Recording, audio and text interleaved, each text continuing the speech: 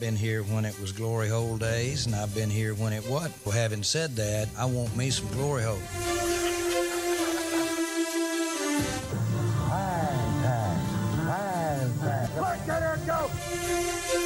This is Silver&Blue Nation, the voice of the fans. Here's Big Game James and Producer G. How about this, Cowboys? Yeah!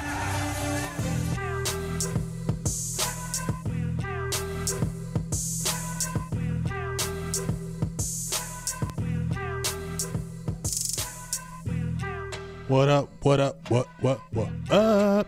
What up, everybody? Silver&Blue Nation, we here again. Big Game James. Producer G over here. How you doing, big dog? I love you so much. I'm good to see you. I just love you. I just want to tell you that. Love you too. Appreciate that. And we love all you guys watching too. Oh, yeah, we got everybody jumping in there today. I like it. What's up, Jamal? Justin, Joshua, Mama T, Ron Smith, our big supporter. I love you, dog. You've been here from day one, A1, day one. John Wilkins, what's up with you? Daniel, you know who you are. Marvin Hargrove, you know we always talking. James, is it Leninger? I'm sorry, some of these names I'm coming on the fly. Richard, Boothang, what's up with you, Boothang? We just talked to make sure you cook my hamburger, please, or give me some food when I meet with you. And what's up? And we're going to talk some Cowboys football. But before I jump into that, we got that a good interview with Bobby Belt. As I said, that guy right there is the field producer for NFL Network, host of Cowboys Comcast, and he's also the Cowboys game day reporter for SB Nation Radio. We had a great interview with him. He gave us some real good information, DeMarcus Lawrence stuff, Dak Prescott, which we're going to talk about, but he got that good inside stuff about Dak Prescott. Excuse me, Randy Gregory, David Irvin, you already know. So make sure the draft, everything. So make sure you check out that interview at the end of the show. And also, we had former tight end of the Cowboys between 2000 and 2003, James Whalen. I don't know if a lot of you know this guy, but, you know, he didn't have a illustrious career, but he was pretty decent, I thought, with the Cowboys. But anyway, he graced his time with us. We asked him some good things. He gave us a hell of an interview. So make sure when this show is over, you check out those interviews, because if you want to hear the good information that you want with that Cowboys news, and you also want to hear about our former Cowboy, maybe talk about Bill Parcells, Dave Campo. James Whalen talked about some Jason Witten when he played over in Europe. check out these interviews because they are the bomb. So make sure when the show is over, you tune into that because they are awesome. They both gave us a great interviews, and we appreciate them for doing that for us. Yes, and as you said when we started, Ron Smith, a new supporter of the show, we appreciate that. All you guys that are top fans, you have your top fan badge. You can turn that into a supporter badge. It's $4.99 a month, not much, but you get some exclusive content, some behind-the-scenes stuff. We haven't really started pumping that out yet, but we need to get some supporters so that we can start working on that type of content. So $4.99 a month, you can cancel at any time, so don't be afraid to try it out and see this cool like behind-the-scenes type stuff you can get, and a little bit deeper look into how we do things here, getting ready for the show and after the show as well. So, yeah, I think there might be a hater in the house. If there is, hater get out of here. If you a hater, get on out of here, buddy. We don't like no haters, so get on out of here, bud. There's haters everywhere. We're streaming on Facebook Live and YouTube. I'm sure we got some on YouTube as well, as we'll take a look as we go on throughout the show here. It's going to be a little bit of a shorter show today as we keep kind of running into time constraints, but we got a couple things to talk about, some big news. What should we start with first? We got Sean Lee, David Irving, Dak Prescott. Well, let's start with David Irving because obviously everybody's seen his – well, not everybody, but, there it is, the Instagram live video. He getting chiefy on there. And first of all, people got to understand that's not a blunt. It's a big fat J. It's a fatty. And, David Irving jumped on there. If you haven't heard already, David Irving said he's done with football, done with the NFL. And he basically is tired of it, went on Instagram Live smoking, talking about this and that. And, me personally, to really deal with the David Irving situation and make sure, like I said, listen to Bobby Belt because he's really going to confirm the things that I said about David Irving. I don't know why we're surprised about this with Irving. The dude don't like football. I said that for I don't know how long, for probably about 7 or 8 months now, how he doesn't like football, how he was only playing football because he's 6'7", 310 pounds, and he probably didn't want to work a regular job. And when you seen him coming out of shape and not rehabbing the ankle and always having issues with the drugs or whatever that's going on, I don't know why we're surprised. But David Irving went off said he was done. My thing about it is good riddance. Let's worry about people who are on the team now. To me, you was just somebody that I don't know why they kept him this long. Well, yeah, I do. I know why they kept him because of that size and what he produced on the field. But if you ain't never on the field, you ain't never played a full season with the Dallas Cowboys, I don't know why there's this big ho-hum about David Irving like he really cared about anything. It seemed like David Irving was always making an excuse. First it was about his baby mom, then it was about his child, and then it was just always something with this dude. And to me, he was just a spacey cat, a goofy person, and that never liked football. And basically, good riddance, dog. Hopefully you have a good endeavors wherever you're trying to do. You said you wanted to be a model, whatever. But I think later on you're going to probably regret this because you ain't going to find NFL money everywhere else. You can go be a model, but it ain't going to be no NFL money. So I think later on you'll regret this decision and how you went about trying to prove that marijuana helps. I don't think this was the way to do it, smoking big fat J's on your Instagram Live. Yeah, I definitely think he might have just ended his career with that one for sure, if he was going to quit or not. I don't even think the NFL would let him back now, even if he changed his mind after posting a video like that. Because today's world, the video is everything. Right. You just straight showed the whole world that you want to smoke weed and you're sitting there smoking on a video. It don't look too good for you for your NFL future because, who wants to take you? People make rash decisions in the moment of things, and then, like you said, he might realize later he might regret it. Well, I don't think there's any chance of you coming back to the NFL, not with the video evidence. Yeah, and like I said, what team is going to really want you? You were already low-key a head case. That's why you didn't get drafted out of college. You were in trouble in college when you went to the Kansas City Chiefs. And Lord knows they give a lot of people chances over there. And you couldn't even make it that long with the Chiefs. On the practice squad, they plucked you for the dirt cheap, gave you the Cowboys gave you a golden opportunity. Maybe everything wasn't perfect over there in Dallas, but I know they worked plenty, and they worked plenty with the David Irvin, and they gave him plenty chances and were plenty patient with David Irvin. So for him to come back and just kind of slap everybody in the face saying, I quit, I'm done with this, good riddance. I don't want that kind of cancer on the team any longer. We don't need that distraction any longer. There's other players that can come in and void and take your spot. And at the end of the day, you're just a number in the NFL. You're not going to be bigger than the NFL, and if you think you are, you're going to have a sad mistakenly wrong, and that's what's going to happen right now. You're going to fade away like a lot of other NFL players, and we'll never hear from you again. So don't ever think you're bigger than the NFL, because you're going to find out that you're not, and you're just another person in line just like the rest. Guess we'll keep it on the defensive side of the ball then. Some more news coming out this week. Sean Lee agrees to restructure his deal, take a pay cut. You put out a video. You weren't very happy. You put out the video before the news came out about the pay cut, but you're thinking maybe he should just be cut, period. Yeah, well, yeah, I feel because, and I know I caught a lot of flack for this yesterday when I posted it, that $3.5 million for a backup is kind of expensive to me. As I said before, make sure you check out that video, because me and Bobby Belt were kind of talking about that. I just think that at the end of the day, the guy has been injured. He's missed 51 games in his career, 9 last season. Can we really bank on him being healthy ever? Okay, and to me, $3.5 million is expensive to be a backup, especially when you look at the Dallas Cowboys defense. They play a lot of nickel. They play a lot of that deacon defense, which you're just having 2 backers on the field, and Sean Lee's not going to be on that field. Now, I hear people say, well, he's insurance, so if LVE gets hurt or Jalen Smith, can mentor, he's a coach on the field. But if you're paying $3.5 million to be a coach, why don't you just be a coach? You know what I mean? Why don't you just go ahead and just be the coach? I don't believe and I don't have the faith that Sean Lee is going to be healthy. What if he blows another hamstring and then he doesn't even play, and now you're just sitting on that money?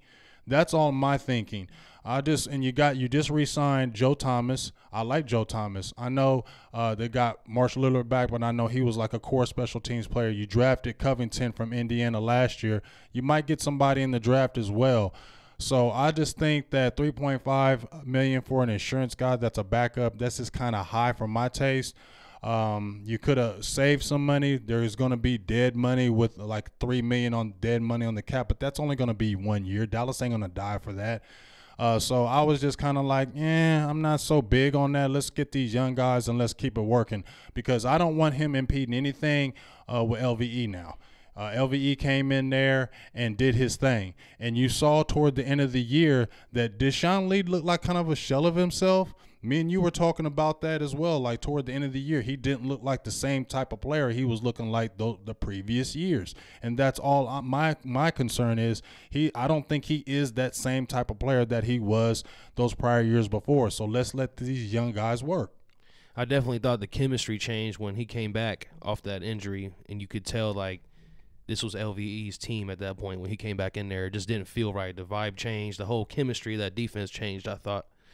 A couple comments here on Facebook Live. Appreciate everybody tuning in and commenting on Facebook and YouTube right now. Terry Turner's in there, our guy. Manny Ramos, what's going on? Mama T.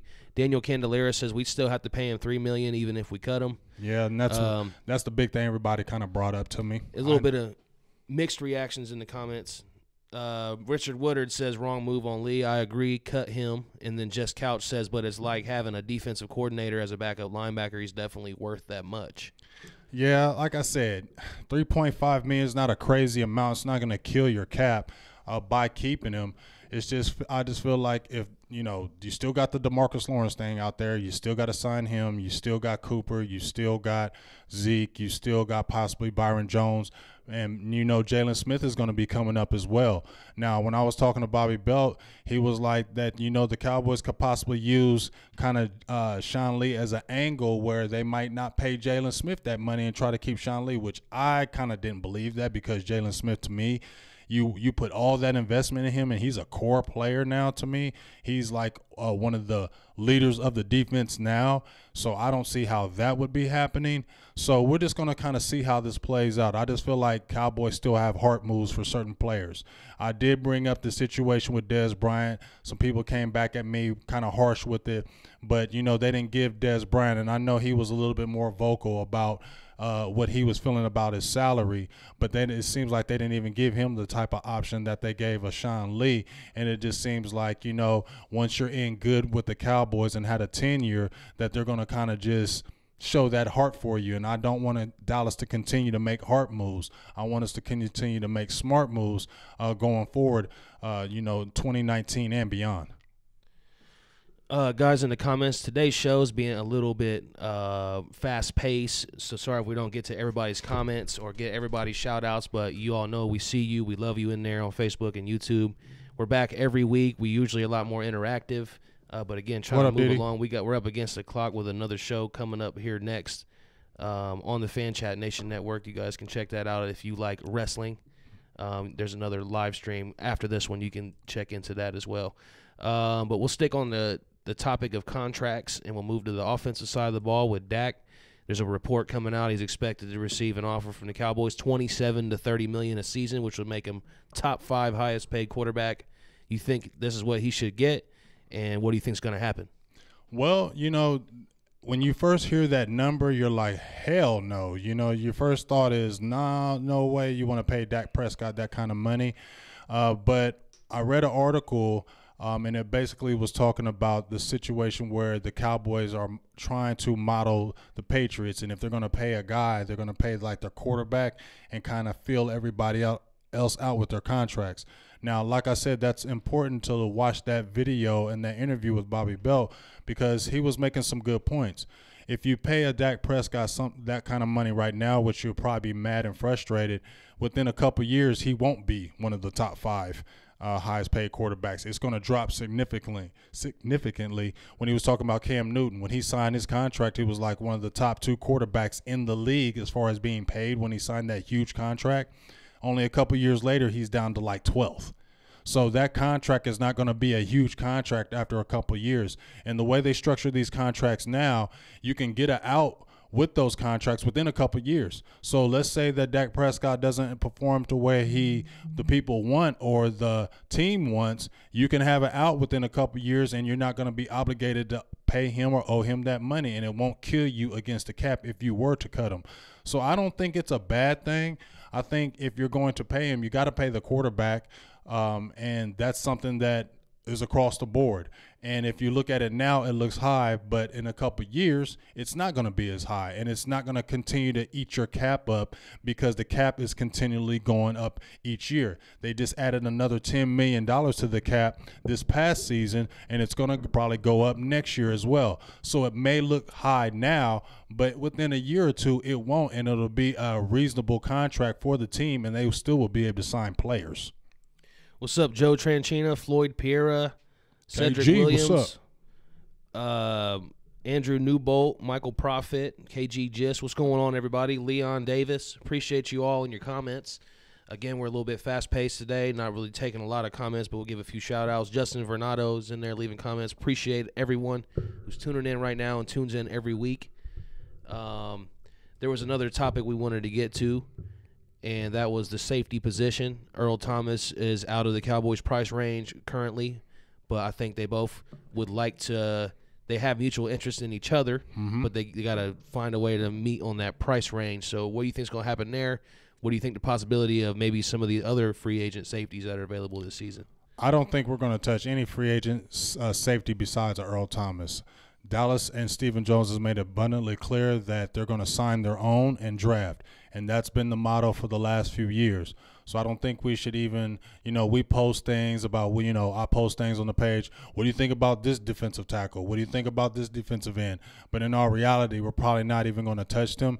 As far as the Earl Thomas situation, any player is going to go on the high number. You're not going to lowball yourself if you're a player. You're going to go with the highest number, knowing that you're probably not going to get that number, but you got to start high and then probably negotiate lower. So from what I was hearing, even when we talked to Bobby, that, both sides really want each other. Earl wants to come to Dallas, and Dallas wants Earl, but it's got to be at the right price. So it's going to be a situation where they said it almost happened last year. We saw how close it was last year, even with the draft pick, but Seattle kind of balked at it and wanted too much. But now it's here. It can happen, but Earl's got to come down on that price. No way in hell is Dallas Cowboys going to be paying him $15 million a year. It's just not going to happen. And until he comes down on that price number, Dallas ain't going to touch him. They're going to roll with their own. They're going to say, hey, we're happy what we have, and they're going to go in the draft, possibly looking for a safety and upgrade that way. So it's really going to be about those numbers. If Earl wants to come down a little bit, I think it will happen. I think Dallas will get Earl, but he has to come down on that annual number. He has to look at, and we all know it. I mean, you had two leg injuries. You're hitting that 30-year age, and it just wouldn't be feasible for anybody to be paying no Earl Thomas no $15 million a year. That's just not reality. He's not going to get that anywhere, especially when you see that free agent pool on the safety position as deep as it is. Ha Dix, Tyrann Mathieu, you got Earl, you got Landon Collins, and there's a plethora of guys out there. Trey Boston, there's some guys. Vicario, I believe, is up again. You got guys out there that are serviceable. We've been making it with Jeff Heath and Earl Woods Xavier Woods with that rotation. So Dallas feels that if we made the playoffs with those guys, we can still do it again and draft. So it's really going to be up to Earl and his representatives. What do they want to do? Because he ain't going to get $15 million nowhere else either. I don't care what he says. Yeah, and I don't think we can go in comfortably next season with the same starting safety lineup and be comfortable with that and feel good about it. Would you, with Jeff Heath, would you feel good about that? No, I already told you about that Jeff Heath thing. I don't hate Jeff Heath at all. But, you know, he's been a great player as far as them bringing in what he did. He's come in and he's done admirable as far as his job in those 5 years with the Cowboys. But I feel like we need somebody to pair with Woods. We need somebody dynamic to pair with Woods. Woods is going to be nice. You saw toward the end of the season how he was coming on, and I just feel like you need to have somebody else to just kind of make that tandem work. And we need some guys on that back end. Our secondary was okay. Byron Jones was nasty. Cheeto was okay. Anthony Brown, okay. You didn't even really see Jordan Lewis this year, but you got to protect that back end, and we still didn't get a lot of turnovers, on that back end. And everybody says, oh, well, Heath is one of our best playmakers. Heath had 1 interception last year. You know, and his highest interception total in one season was 3. The guy still misses open field tackles. He still takes bad angles. I think he led the team in missed tackles this season. Not trying to bash you, Jeff Heath, but at the end of the day, you need somebody dynamic to pair with Woods now. If we're talking about the time is now and they're trying to make a Super Bowl run, I don't think Jeff Heath is the answer if you're trying to make the Super Bowl run on the back end at the safety position. I think maybe this whole Earl Thomas being high with the cost situation, that could have tied into last season as well. Maybe there was a trade in place, but the Cowboys still wanted to feel comfortable that they were going to be able to extend him, so they don't give up the draft pick and then not get, he leave after the next season. Right. So maybe that could have played a part in it last year too.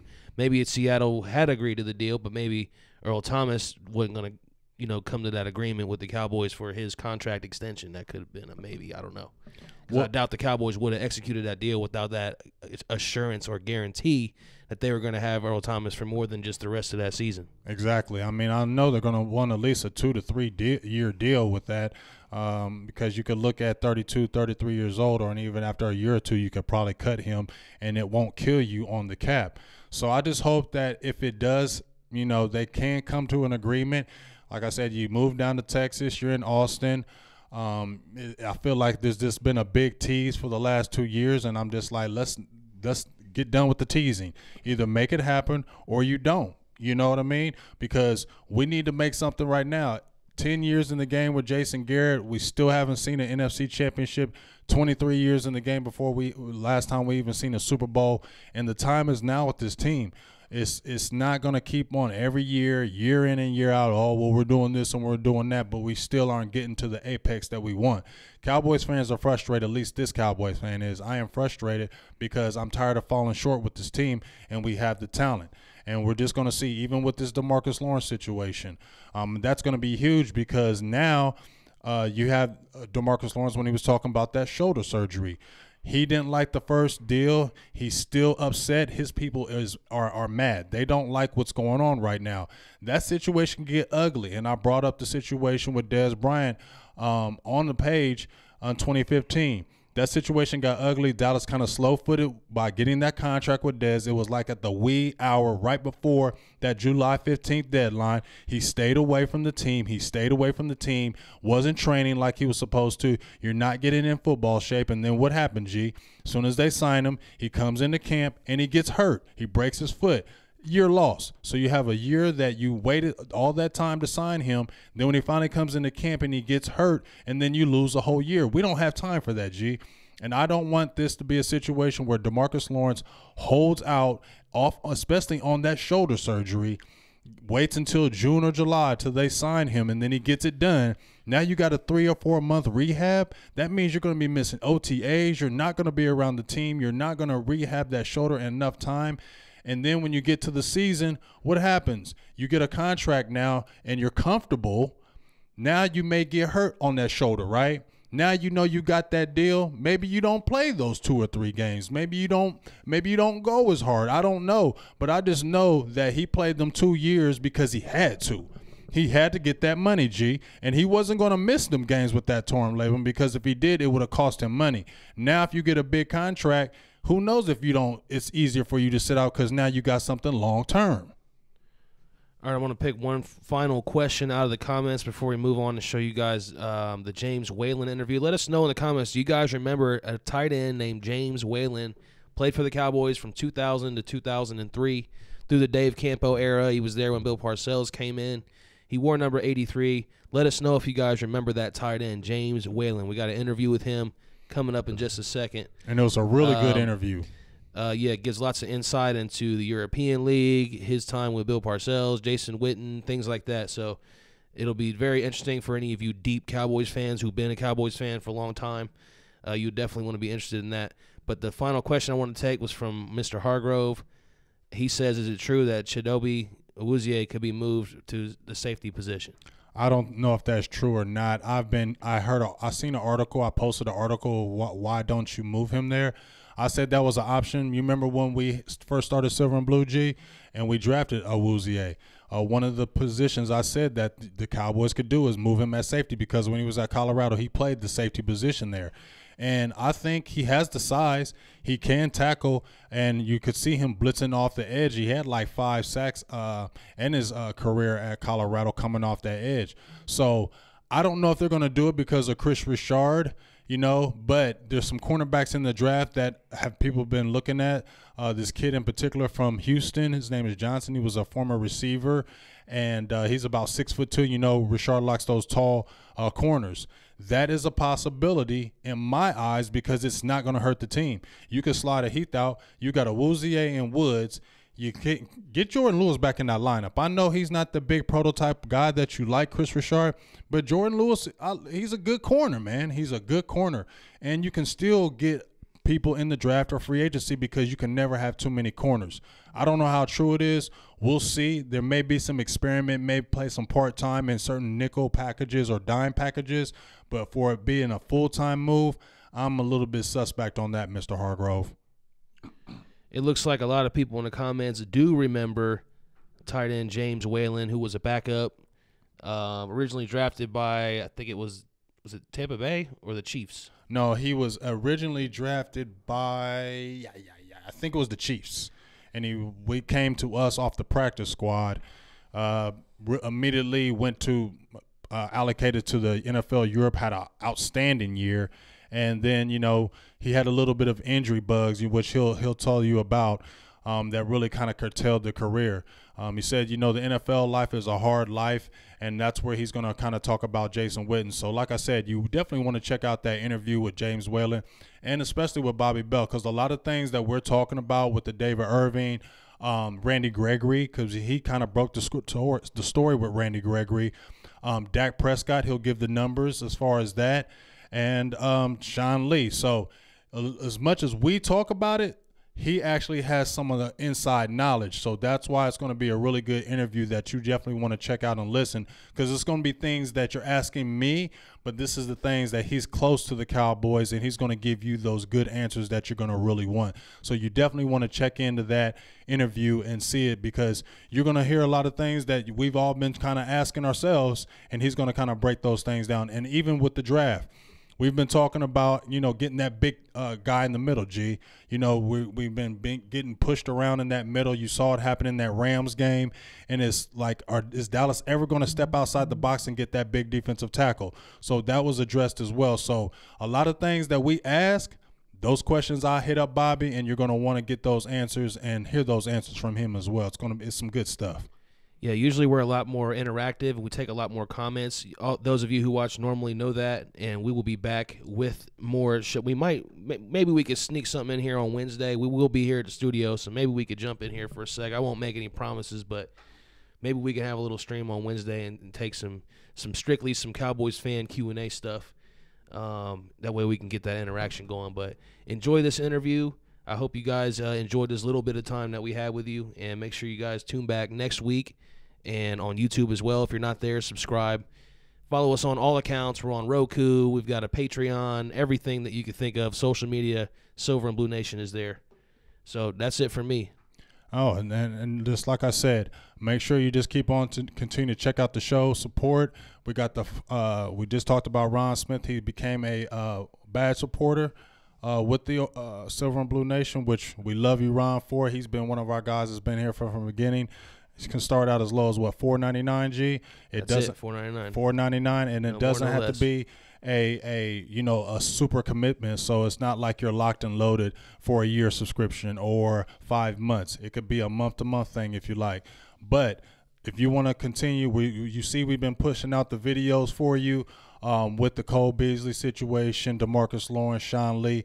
We're going to continue to push that out. But we can't only do so much with that fan support. So you guys that have been really supporting us and going hard for us, hey, get out there and support us even more so we can get even more good content for you guys and try to get the best interviews, close-ups, coverage, players, all that good stuff.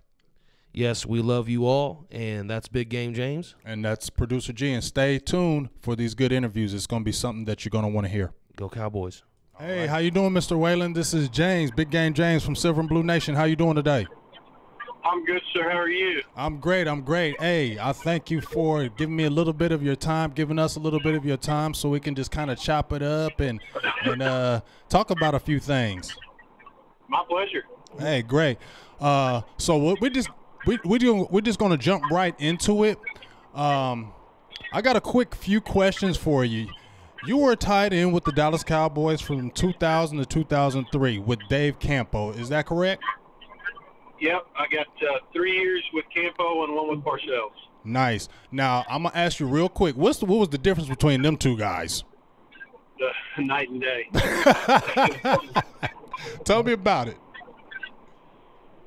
Dave he had been with the organization for such a long time. Mm-hmm. He kind of, he knew the workings, and he was a good football coach. Mm-hmm. Unfortunately, when he was there, we had a sort of a rotation of quarterbacks through the first 3 years. Mm-hmm. That we had. I think I played with 9 quarterbacks in 4 years. Wow. And my rookie year, Troy was our quarterback, and he got knocked out by LeVar, mm-hmm. and that was his last concussion. And then we had Randall Cunningham. We played with Ryan Leaf. We played with Chad Hutchinson, Anthony Wright, Clint Sterner. Quite a few different guys. And Quincy came in, and the 1 year that we had one quarterback the whole year was the year we made the playoffs, and that was Bill's first year. Right. But they're very different. Bill is it's easy to sit back and say he's a master motivator, and the flip side is he likes to play head games. So they're very different from a personality standpoint, but both very smart football men. Okay. Now I want to ask you. Now there's a lot of NFL teams currently going and playing over in Europe. It's kind of getting real big now. Possibly maybe a team may ever go over to the, NFL in Europe maybe sometime in the future. You actually played for an NFL Europe team, and you actually had a good season. You had 66 catches for 691 yards. What was that experience like actually playing with NFL Europe? Kind of tell me what was the atmosphere, the kind of the culture, and how did they really take the NFL at that time? Well, the culture was definitely different. I mean, you're overseas. That's the first thing. Right. The fans, you know, I was in Scotland, and the fans loved it. They were 100% into it every week, and that was exciting. You know, it's different because depending on what team you went to, you had a different experience. You know, whether you were in Amsterdam and Scotland and Barcelona and Germany. So everybody's experience was sort of built off of, you know, the platform of where they were. You know, I thoroughly enjoyed my time there. I did have a great year. I went over there with Clint Sterner, you know, so we had already had some rapport together, having played together for a year in Dallas. And, you know, I think it was really good for me personally just to get more reps. But at the time, I think it was right after my rookie season, and it really reminded me, having come from the SEC, from a talent level standpoint, back to, you know, what it was like in college. Right. Okay. You know, guys that were really good football players, you know, that either just needed a little bit more work, you know, or just were missing one thing that kept them from being a really good NFL football player. Right, right. Now, have you seen this new AAF league? I've heard all about it and I've read all about it, but I've not seen anything yet. But I've heard good things about it. Okay. Because I was thinking like that could kind of be like they had like the NFL Europe, kind of like a farm team where they can kind of move guys up, guys who maybe need to get more seasoning can go play with there and then kind of move up. I think that's something that if they can open up the door, kind of like they do baseball and basketball, that'd be a great outlet. And that NFL Europe, I wish they would have really kept that going because I thought that was a good kind of like farm system to get players better to go right back into the NFL. Your thoughts? I completely agree. You know, if you look at some Super Bowl quarterbacks, you know, Jake Delhomme, Kurt Warner, you know, played over in NFL Europe, you know, and a handful of other guys, obviously. And, you know, sometimes it just takes guys a year or two longer, and they need to develop a little bit more, either mentally, physically, whatever it might be. And, you know, having gotten extra snaps, every time you can be on the field is when you get better. And, you know, when there's not that outlet and you're not on an NFL roster, there's really no way for you to improve your game other than, you know, in a weight room or in a conditioning setting. Right, right. Now, let me ask you this, Mr. Whalen. Let me say this real quick because you hear about this all the time. You know, when guys hold out, that there's no way to sort of replicate the conditioning of training camp, right? You can't really do it yourself. And I think the same thing holds true for, you know, getting experience. It's not something that you can replicate unless you're actually getting snaps. Right. I totally agree. Now, let me ask you this, Mr. Whalen. What's James Whalen doing right now outside of football? Well, stayed in DFW. We've done a bunch of different stuff. Heck, I've lived in Key West since we were gone. I've been all over the place. But living just outside of Fort Worth, raising my family, got two beautiful kids and my wife, and work for BMW, and just, you know, I'm feeling blessed.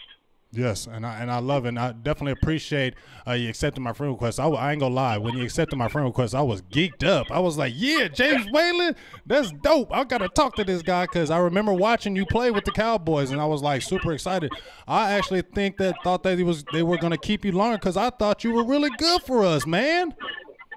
You know, that makes two of us.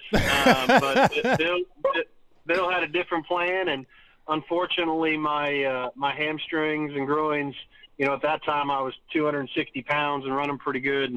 And, you know, my body just wasn't built for the torque that it was required at that weight. And, you know, like I still see guys, like I see Witten every now and then. And if you look at his frame and the way God built him, I mean, he's built to be doing what he's doing. He's 6'5", 270 pounds. His shoulders are 2 inches wider than mine.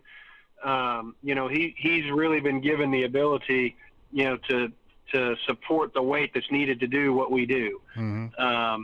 And, you know, not to take anything away from what he's done, but, you know, for me personally, unfortunately, it just wasn't in the cards to have a 10-year career. Right. Well, that was going to segue to my last question for you, because I don't want to hold you up. But I was going to ask you, do you watch the current Cowboys? Do you go to any current Cowboys games? Do you still ever talk to Jerry Jones? What's that kind of like with you right now? You know, I don't miss a game. And I watch it in my living room, and I try to let everybody know that they're not allowed to talk or make noise during the game. You know, I'm very much involved as a fan. You know, one of the things that we just recently did was I got back involved on the board in the retired NFL Dallas chapter of the players, and just trying to catch up with some guys and you know, understand that that's a big part of my life and I need to be more involved in it. Mm-hmm. You know, so I went to a meeting the other week, and, you know, I got a chance to sit there and talk with guys like Flozell Adams and Andre Gerard, you know, a handful of guys that I hadn't seen in years. And I'm trying to be more involved, I guess, if that answers your question. Right. So that's like for real fraternity, right? So like when guys get drafted and you forge these friendships, is it kind of like a fraternity for life? Absolutely. I mean, getting to the NFL alone is damn near impossible. Right. And to be able to hang around for a while, the amount of respect that I have for every single one of those guys that walks into that locker room is so great that, and you know, it's mutual. It just, you form a friendship and a bond that's going to be there for a long, long time. Because not only is it physical, but, you know, mental and emotionally, you know, you really, in order to get there, you've got to be, you know, one of the best of the best. Exactly. Well, hey, Mr. Whalen, I just want to thank you, first of all, for granting us and blessing us with this great interview, and you're taking your time out from your schedule to be able to do this for us. Hopefully, I can bring you back on, because I still like to talk to you when the season starts. I know you're a fan. We crazy fans too, but I would like to have you back on when the season starts if you'd like to do that, so you can kind of give us some of that maybe insight that you see. You just let me know, and I'll be happy to do it. Hey, I appreciate you, Mr. Whalen. Well, hey, thank you once again. You have a wonderful, wonderful day. Be blessed. Your family be blessed. And we will definitely be talking to you soon. And thank you very much for your time today. Yes, sir, James. Have a great weekend. You have a great weekend as well, sir. Mr. James Whalen, former Cowboy. All right. So we're just going to jump right into it, Bobby. First, let me give you a shout-out. Thank you for coming on to the show once again. I got Mr. Bobby Belt. That's graced our time here at Silver&Blue Nation, field producer for the NFL Network, Cowboys game day reporter for SB Nation Radio, and host of Cowboys Comcast, which I have checked out a few of your podcasts, and they're pretty awesome. I love it. Awesome. Thank you. I appreciate it.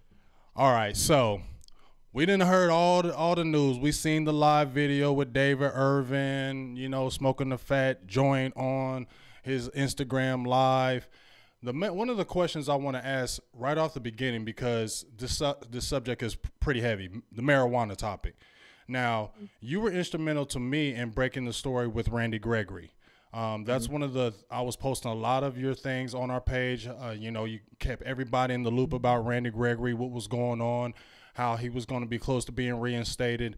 Now, you had the situation with David Irvin going on live with the marijuana, and then you had Randy Gregory with the possible being resuspended. Now, the question I want to ask is this. First, do you think the NFL is going to really look at this going forward, like when they go to their negotiations with the players union? Is this something that's actually going to be put on the table now? Because, number one, so many players are actually doing this, and people are always talking about it. Is this something that the NFL is actually really going to address when they talk with the players union? Is this something that's going to be put on the table? Is it going to be this performance-enhancing drug with marijuana? Is this something that they can actually remove, or is this just going to be something that's just going to be there? No, I'm sure they will look at it, because you know, it's like anything else. When you enter a negotiation, you're looking for leverage, and you're looking for items to trade off, and you know, things like that. So I don't know how much they particularly care about it anymore, other than just for negotiating purposes for this new CBA. It's something that they have for trade that they can get from the players. Because, like, it's like I say, when it comes to those CBA negotiations, you're just looking to, use whatever you have for swapping whatever you're willing to give in to leverage something from the other side. So, it'll be interesting to see how they approach it. But, I would anticipate that at some point in the next couple of years, it's something that is removed from the testing or from the suspendable offenses. That's not anything I've heard. That's just my own assumption. But I would guess in the new CBA negotiations, that's where it finally gets, handled in some sort of a trade-off with the players. All right. Now, if that's something that, let's say they say we remove it, do you think anything backlash will players like say, well, we were suspended prior, anything like that, try to use that against the NFL?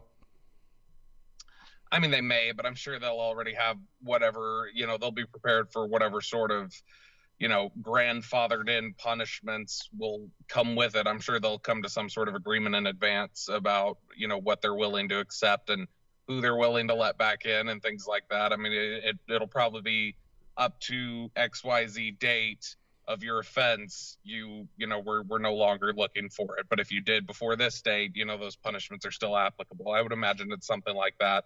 I don't think you're going to see any, retroactive reinstatements or anything like that. Okay. Now, with the Randy Gregory situation, now I looked at David Irving, and to me, those are two different situations in my eyes. Number one, it just seems to me David Irving just don't care, and he's just trying to use excuses of why this is happening, why that's happening. But with Randy Gregory, I actually feel like there's an issue with that. I actually feel like he has an issue. You've been following the situation really close. Like I said, you gave a lot of good information. Now, my question is, you hear Jerry Jones saying, oh, he could still possibly play this year and things of this nature. Do we really think that Randy Gregory can play this year after his forced suspension? And did he miss a test or did he test positive? Because I'm in the dark with this. What really happened with that Randy Gregory situation? Do you know? Yeah, I don't know. I mean, that's something that's not quite clear in terms of what he did to get in trouble. I think it's something that it was obvious that they'd been fighting it for a little while now. I don't think it's something that, cropped up right when he was suspended. I think it was something that had kind of been coming for a month or so. But yeah, it's hard because I think that David Irving and Randy Gregory both have issues, so to speak, and things that they need treated. I just think that their approach to trying to better themselves is completely different. In that, I said it the other day that Randy Gregory's doing everything he can to get back on the field. David Irving wouldn't even rehab a sprained ankle. Right. I know there were some folks who wondered internally when he hurt his ankle, like, okay, how bad actually is it? Is it really bad, or does he just want to not practice? Does he want to collect a check? Mm-hmm. And so, I mean, that's enough of David Irving's reputation that the team had to wonder, is he actually hurt at first? And so, I think eventually they realized, yeah, he was hurt, and it was just he wasn't rehabbing to get back. But I don't think anybody's ever questioned Randy Gregory's his desire to be out there. And that's always been the question for David Irving. I mean, the guy, he does not like football. I don't care what he said. He's told dozens of people over the last couple of years privately that he hates football. He doesn't want to play it. He doesn't like it, but it's his means of living. So he went along with it. But I think now that he's got a little bit of money, he's okay walking away. But I mean, it's funny because, he comes on Instagram Live and says he's walking away. I know for a fact 2 days earlier he was telling people that he was wanting to play again. So something changed in 2 days, and I think it was probably just more he realized how hopeless it was that he was ever going to be reinstated. Right. And I'm glad you said that, Bobby, because I've been screaming that for I don't know how many, at least a year, that David Irving doesn't like football. He just happened to be 6'7", 310 pounds, and he said, well, you know what? I don't feel like working at a regular job, so I'm just going to go ahead and do this right quick and see how far it can get me. And that's what happens. And if you don't love the game, that's eventually going to come out. It's not going to just last forever. You're going to get tired of getting hit all the time and say, I don't want to do this no more. You get what I mean? Yeah, he's a more aggressive, negative, probably prickly version of Ricky Williams. I mean, it's the same guy. Exactly. Now, also, I'm gonna bring up this Dak Prescott thing because this guy Dak Prescott, I love Dak. Everybody, I thought Tony Romo got hated on, but Dak Prescott takes the cake. That's a whole different monster. Now you hear Jerry Jones that they're trying to kind of model the Patriot way. Okay, so I seen an article where they're talking about possibly he may get paid $27 or $30 million a year. They don't know what they're going to do with the other guys. Is this something that they're going to try to just kind of model the Patriots and put that money into Dak Prescott and kind of let the chips fall where they may with the other players and just kind of make him the head guy as far as the money and keep kind of staying kind of cheap with the other players? I mean, they could. I think they've got a lot of cap space right now, and they got a lot of guys to pay. And I think you can, Dak said it recently to USA Today that I think they have enough money to take care of everybody. They really do. And,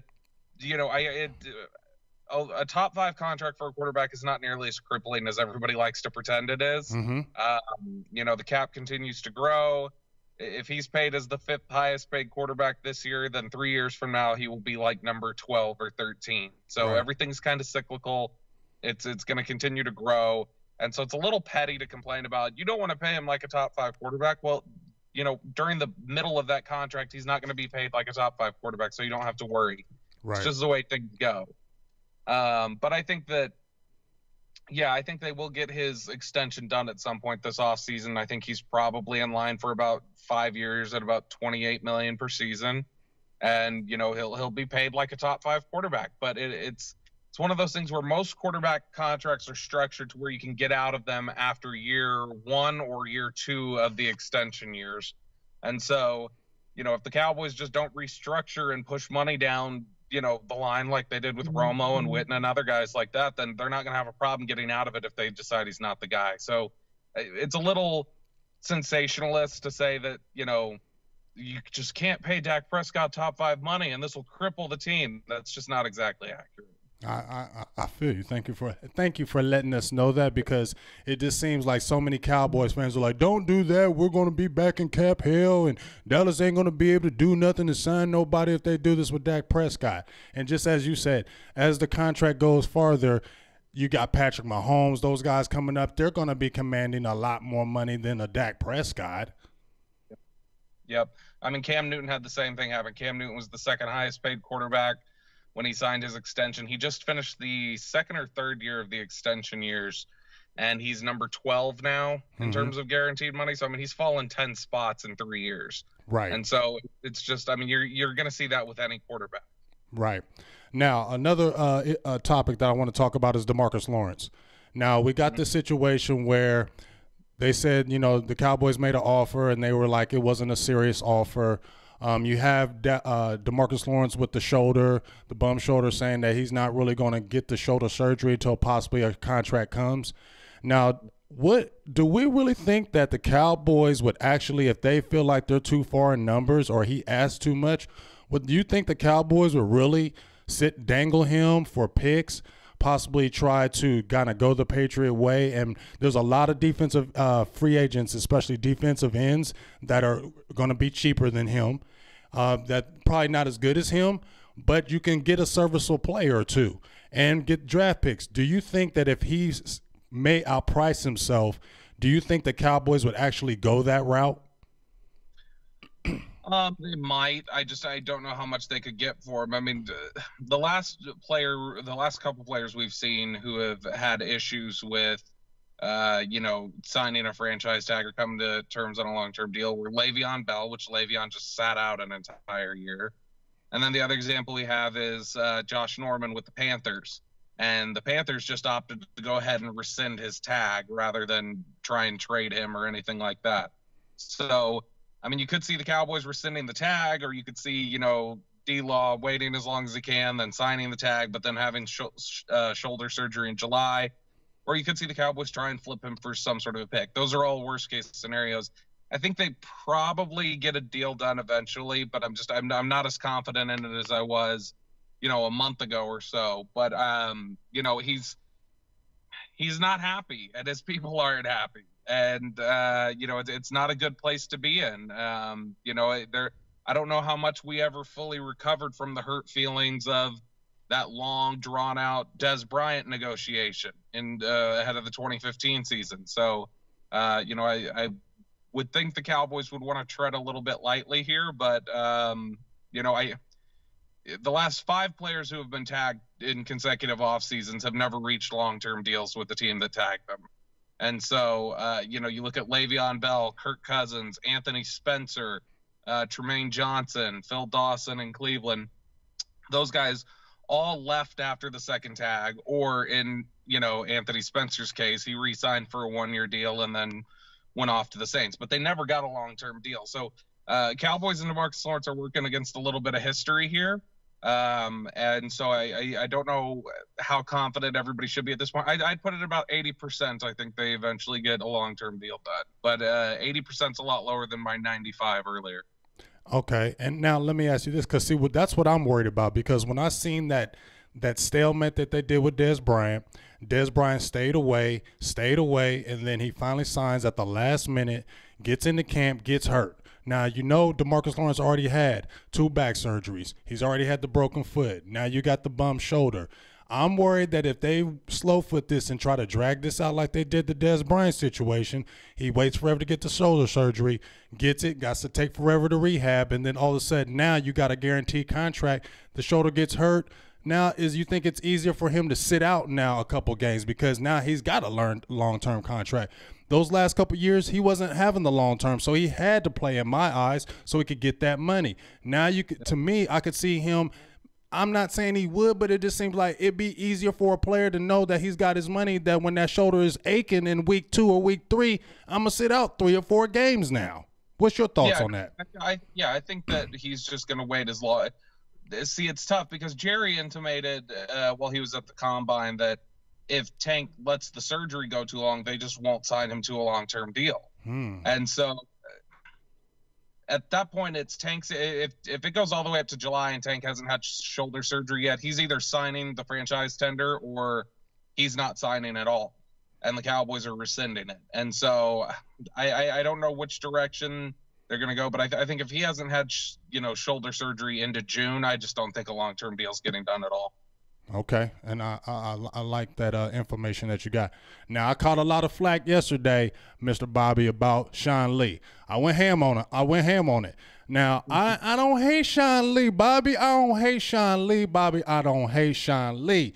But to me, talk to me, dog. If this man comes back, they said restructure. Tell me if pay cut restructure. I need to know what that means, because $3.5 million for a backup is rather expensive to me. And when you have a guy who's missed 51 games in his career, 9 last year, he's not reliable. To me, Dallas plays a lot of nickel defense, so you didn't see a lot of him on the field. And then toward the end of the season, they were rotating him and LV out, and it seems like it was just taking the chemistry away from him and Jalen Smith. What do you think about the Sean Lee restructure or pay cut? Tell me what you think about that. But is this a good idea and a way to go? Because I feel like this is just another heart move by the Cowboys, because he's had a long tenure. Everybody loves Sean Lee. So we're not going to take his money all the way down, but we're going to make it at 3.5. But if he hits his incentives, it'll go right back up. Well, I mean, if he hits his incentives, then that means he played well enough to earn 7. So, I mean, I'd be fine if he ends up doing that. But, yeah, I think that 3.5 seems like a lot for a backup linebacker on a nickel-heavy team. But, I kind of wonder how much they're treating it just like Witten, with a $3 million base salary, and he's like, a player coach, essentially. I also wonder how much of it is, does Sean Lee believe he has 2 to 3 years left, and the Cowboys say, all right, we'll make this restructure and go ahead and pay you more of an incentive deal and keep you in tow in case you prove to us that you do still have it, and then maybe they let Jalen Smith walk, who's coming up on the last year of his deal. Do you think they really do that, Bobby? I don't know. I'm just Don't saying, you tell me nothing like that. you never know how they're going to approach things because they've got a lot of guys to pay. They got Jalen, Zeke, Amari, Byron Jones. I mean, I would imagine they're going to move on from Lyle Collins after this year. Mm-hmm. But Lyle Collins is entering the last year of his deal. So, I mean, they got a lot of guys they're going to have to pay, and they're going to have to, make cuts somewhere. And so maybe they decide that's Jalen if they see that Sean Lee can still do it. Or maybe it's just leverage to try and, show Jalen Smith, hey, we've still got Sean Lee, so you're not, it may just be a negotiating tactic. But yeah, I don't think that you're going to see, I think you're going to see about the same linebacker rotation you saw last year, and it's going to be mainly Van Der Esch and Jalen, and if one of them happens to get hurt, then you've got Sean Lee there. Okay. Well, I know you got some things to do today, so I'm not going to hold you too long, but I want to ask you one question heading into the draft and even the free agency. You've been hearing about the Earl Thomas thing. Is that alive or dead? Should Cowboy fans just not talk about Earl Thomas no more? I wouldn't ever say it's completely dead because there's want to on both sides. They want him here. He wants to be here.